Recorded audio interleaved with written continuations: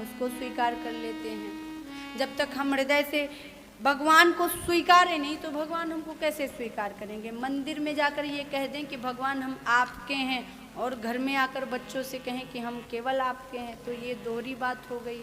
इसलिए भैया एक के रहो तब तो ठीक है, नहीं तो दुर्गति होनी निश्चित है। हृदय से तुम भगवान के रहो, मुंह से संसारियों के रहो, कोई बात नहीं। भगवान यहाँ की देखते हैं, यहाँ की नहीं। यहाँ की सुन सुन के वो थक गए हैं। और एक बात बताएं, प्रारंभ यहाँ से होता है लेकिन अंत यहीं पे होता है। ये अंत की स्थिति है। ये वाली बात सीधे उन तक पहुंचती है। ये वाली बात को भले थोड़ा समय लग जाए, पर ये वाली बात तो ही मोहि नाते अनेक मानिए जो भावे। कोई एक देखो, पूज्य श्री भाई जी महाराज कहते हैं कि भक्ति पथ पर साधक की सहज साधना ये है कि वो भगवान से कोई एक संबंध जोड़ ले और मृत्यु पर्यंत तक उस संबंध को याद रखे। जब साधक जब जीवात्मा भगवान से कोई संबंध जोड़ लेती है, जैसे पिता बना लो, पुत्र बना लो, भाई बना लो, बहन बना लो, जो रिश्ता तुम्हारे पास ना हो। पूज्य भाई जी कहते हैं जो रिश्ता आपके पास पहले से है उसमें थोड़ा सा प्रेम बट जाता है। किसी के भाई नहीं है तो श्याम सुंदर को भाई बना लो, किसी के सखा नहीं है तो श्याम सुंदर को सखा बना लो, किसी का पति पधार गया तो तुम श्याम सुंदर को पति बना लो, या किसी के पति ने किसी को छोड़ दिया तो तुम श्याम सुंदर को पति बना लो। वो हर स्वरूप में आपके हैं। जो संबंध, और ये संबंध की भक्ति ऐसी है कि इसको करने की फिर आवश्यकता नहीं, फिर आपका संबंध ही आपके भजन को परिपक्व कर देगा। इसलिए यदि भगवान की सहज भक्ति करनी है तो भगवान से कोई एक ऐसा संबंध जोड़ लो जो संबंध आपके पास है नहीं। जो संबंध आपके लिए रिक्त है उस संबंध के पद पर श्याम सुंदर को बैठा लो। सहज भक्ति है भाई। पूज्य बक्सर वाले मामा जी ने देखो कैसा सियाजू को अपनी बहन बनाया, पूरे वैष्णव जगत आचार्य में प्रसिद्ध हो गए। प्रयागदास मामा के विषय में सुना ही होगा, बड़ी सुंदर चर्चा आ गई प्रयागदास मामा की। ये सब तो संक्षिप्त में आप सुनते ही रहते हैं। आपको पता है एक बालक था 5 वर्ष का, बाल्यावस्था का नाम मुझे नहीं पता, पर आगे चलकर प्रयागदास नाम से वो विश्वविख्यात हुए। उनके कोई बहन नहीं थी। माताजी से कहते कि सबको रक्षाबंधन पर बहनें राखी बांधती हैं, मेरी बहन कहाँ है जो मुझे राखी बांधने कभी आती नहीं, मुझे दिखती नहीं। माता उनकी विधवा थी, पति थे नहीं, तो मैया हमेशा ये कह देते, अरे पागल, तेरी बहन का विवाह हो गया है। वो अयोध्या के श्री राम के साथ उनका विवाह हो गया, वो अपनी ससुराल में रहती हैं, इसीलिए नहीं आती हैं। प्रयागदास मामा कहते, प्रयागदास जी वो छोटा बालक कहता कि अच्छा वो नहीं आ सकती पर मैं तो जा सकता हूँ, माँ मुझे आदेश करो, मैं अपनी बहन से मिलना चाहता हूँ। मुझे बड़ा चाव है, जब सभी बहनें अपने अपने भाइयों को राखी बांधती हैं तो मुझे बड़ी याद आती है। अगर आप आज्ञा कर दो तो हम अयोध्या चले जाएं और अपनी बहन से मिलाएं, जाकर राखी बंधवाएं। तो मैया सोचती कि बालक छोटा है, कहीं भटक जाएगा इधर उधर, लेकिन संयोगवश उस समय उनके यहाँ से अयोध्या के लिए कुछ भक्तजन जा रहे थे, श्रद्धालु जन जा रहे थे। अब रात्रि में चुपके से प्रयाग मामा उन्हीं के साथ हो लिए, अयोध्या पहुंच गए। अब वो सब भक्त तो आगे निकल गए, मामा जी थोड़ा थक गए तो किसी वृक्ष के किनारे नीचे बैठ गए।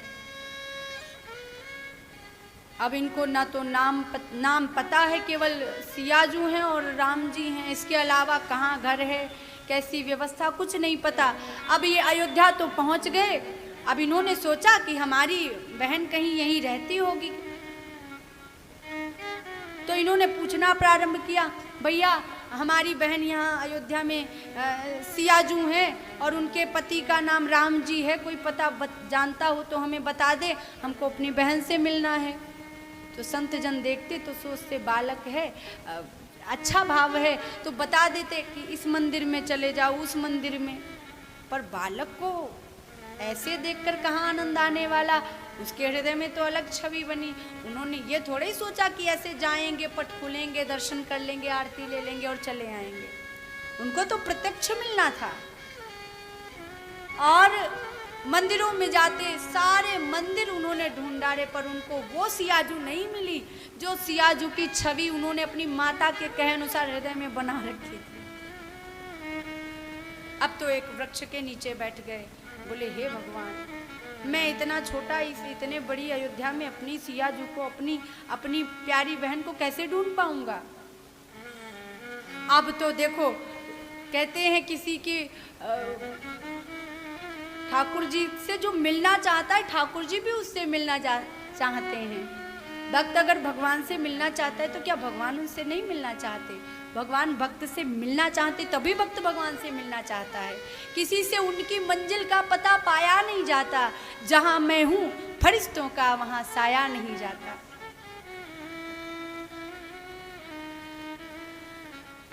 और तुम्हारा होके मैं हाथ कैसे फैलाऊं, तुम्हारा होकर मुझसे हाथ फैलाया नहीं जाता। अब रात्रि का समय था और वहीं उसी वृक्ष के नीचे मामा सोए हुए थे। तब तक क्या देखा, एक बड़ा सा हाथी, खूब सेना, और उस हाथी के ऊपर 2 युगल छवि बैठी हुई हैं। महावत ने आकर हाथी बैठाया, सियाजू उतर के आई, राम जी उतर के आए, प्रयाग मामा के पास खड़े हो गए। अपनी बहन को देखकर प्रयाग मामा उस छोटे से बालक के हृदय में बड़ा आनंद छा गया, चरणों से लिपट गया। बोले बस जान गया तुम क्यों नहीं आती हो, अब तुम बहुत अमीर हो गए हो, बहुत धनवान हो गए हो, इसलिए अपने गरीब भाई को भूल गए, इसलिए अब हमारे गांव नहीं आते कि सब कहेंगे कि इनके माता पिता कितने गरीब हैं, इनका भाई कितना गरीब, बस इसलिए नहीं आते हो। क्या वाकई में धनवान होने से स्वभाव बदल जाता है? सियाजू ने प्रेम से मस्तक सहलाया और बोले बेटा मैं कैसे आती, तुम्हारे ये जो जीजा हैं, ये जो तुम्हारे राघव जी हैं, ये कभी आने दें तब ना। मेरी व्यवस्था ऐसी कर रखी है कि मैं कहीं जा नहीं सकती, इनकी सेवा ऐसी है कि किसी और से लेते नहीं, और मुझे सेवा सारा भोजन से लेकर शयन तक इनकी सेवा ही करती रहती हूँ।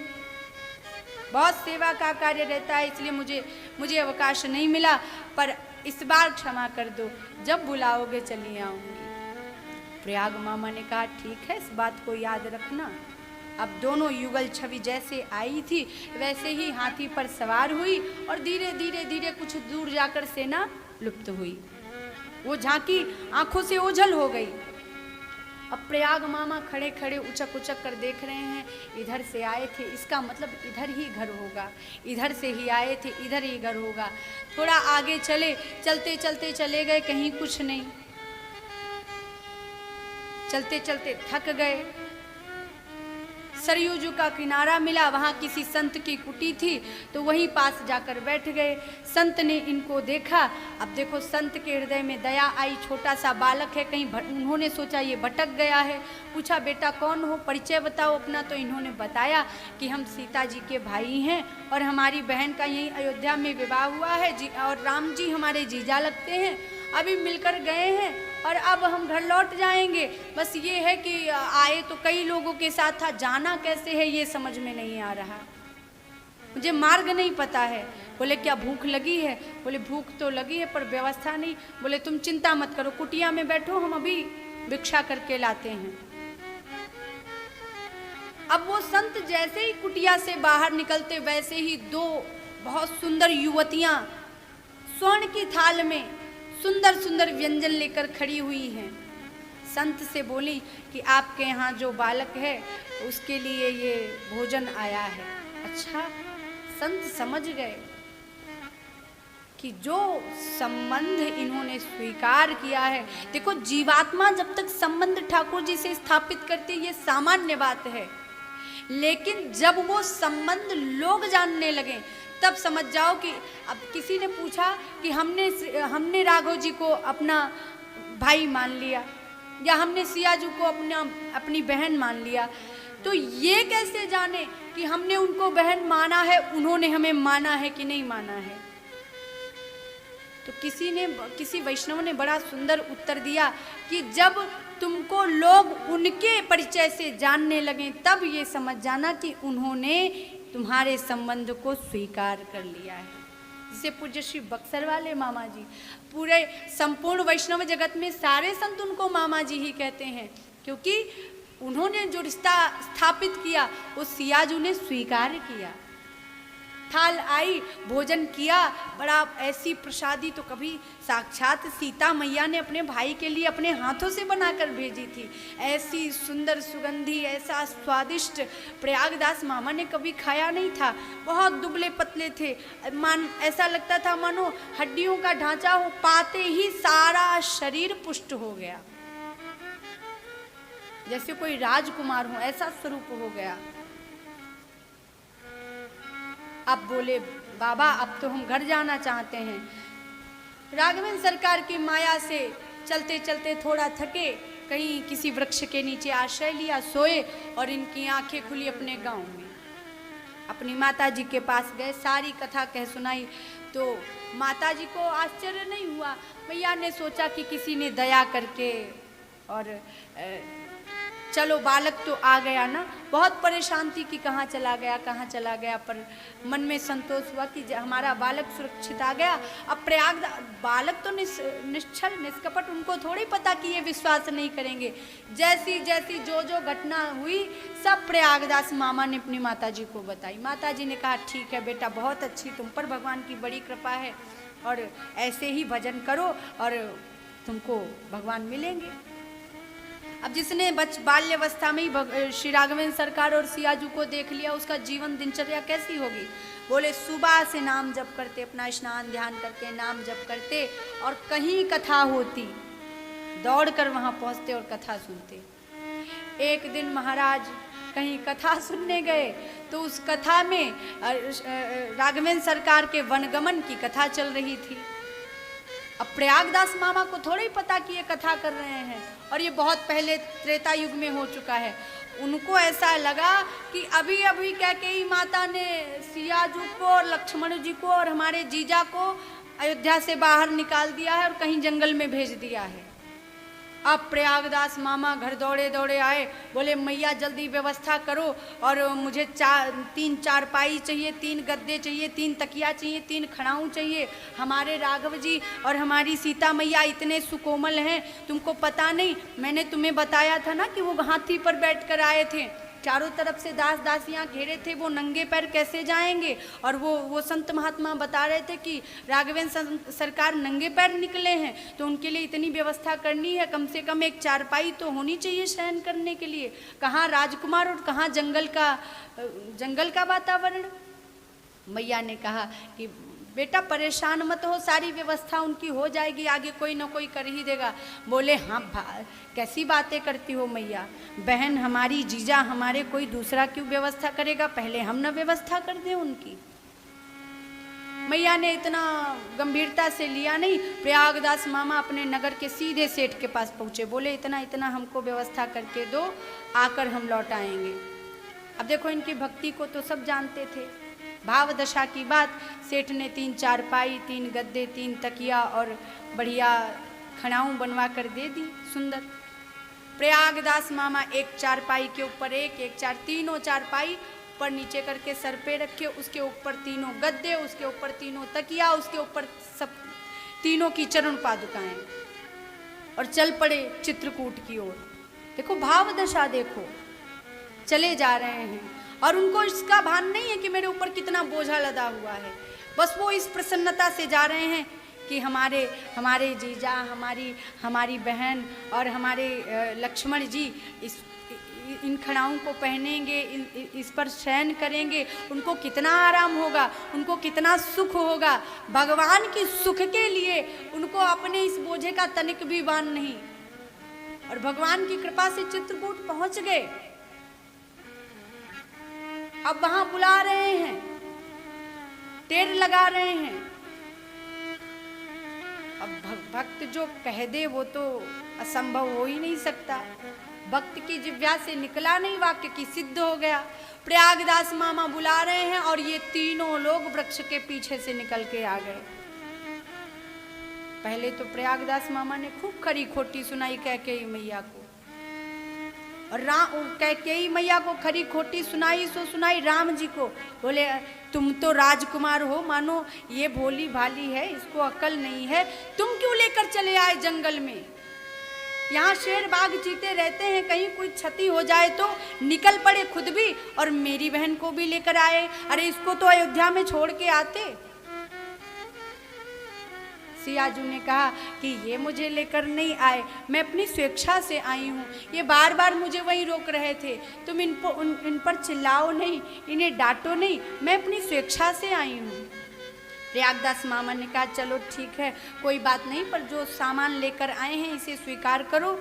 तो बोले राघव जी बोले कि इसको स्वीकार करके हम क्या करेंगे, इतना बोझा तुम अकेले ढोलाए हो, इसको ढोए ढोए हम घूमेंगे। चिंता मत करो, हम देवताओं से कह देते, वो व्यवस्था कर देंगे। बोले क्या तुम देवताओं को भी जानते हो? बोले हाँ, हमारे दरबार में रोज देवताओं का आना जाना रहता है, सारी व्यवस्था हो जाएगी, तुम चिंता मत करो। तो बोले अब क्या करूं? बोले जो इच्छा हो करो। बोले देखो अब मेरी इच्छा नहीं है कि मैं घर जाऊं, मैं तो चित्रकूट में ही रहूंगा। अब जब तुम स्वीकार नहीं करते हो तो तुम्हारे प्रसादी स्वरूप ये चारपाई, ये तकिया मैं स्वयं रख लेता हूँ। भाई तुम्हारी व्यवस्था, अब देखो मेरी व्यवस्था में और देवताओं की व्यवस्था में जमीन आसमान का फर्क। कहाँ मेरी लकड़ी की खड़ाऊँ और देवता व्यवस्था करेंगे तो आपको और सुख होगा, इसलिए अब मैं नहीं चाहता कि आप ये व्यवस्था स्वीकार करें, आप देवताओं से ही व्यवस्था ले लें। और ठीक है चले जाइए, पर ध्यान रखिएगा हमारी बहन का। प्रयागदास मामा वहीं नीम के नीचे अपनी चारपाई डालिए। बोले अब चित्रकूट में ही भजन करेंगे और यहीं रहेंगे, अब घर जाकर क्या करेंगे। कोई संत उधर से निकला तो बोला कि अरे तुम यहाँ लेटकर क्या कर रहे हो? चित्रकूट में आए हो, ये धाम है, यहाँ भजन करो, यहाँ कीर्तन करो, माला करो और मंदाकिनी स्नान करके अपना साधना करो। लेटे लेटे क्या कर रहे हो? लेटे लेटे जन्म मत गंवाओ। तो प्रयागदास मामा हंसकर बोले नीम के नीचे खाट पड़ी और खाट के नीचे करवा, तापे सोवे अलमस्त देखुरी, रामचंद्र को सरवा। बोले मुझे भजन करने की आवश्यकता क्या है? सिया जो मेरी बहन है और राघव जो मेरे जीजा हैं। अब जीजा तो वैसे ही कृपा करेंगे, मुझे भजन करने की क्या आवश्यकता। तो संबंध ऐसा बनाओ कि वो मृत्यु पर्यंत तक भूलो नहीं, उसी में ही कल्याण है।